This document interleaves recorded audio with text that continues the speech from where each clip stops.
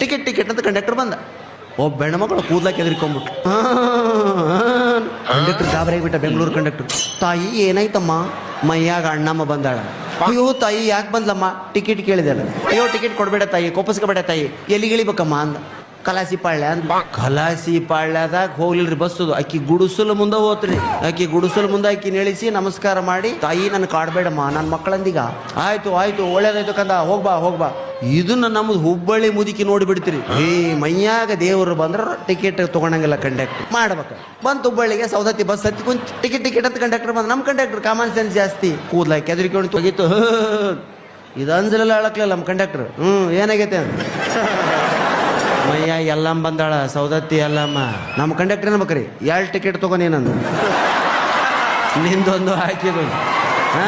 ಇಲ್ಲಿ ಒಬ್ಬರಿಗೆ ಜಾಗ ಇಲ್ಲ, ಇಬ್ಬಿಬ್ಬರು ಕುಂತೀರ ಗಾಬರಿ ಬಿಡ್ತೀರ ಮುದುಕಿ. ಅಯ್ಯಯ್ಯಪ್ಪ ಬೇಡ ಯಪ್ಪ, 1 ಟಿಕೆಟ್ ಕೊಡೋಣ.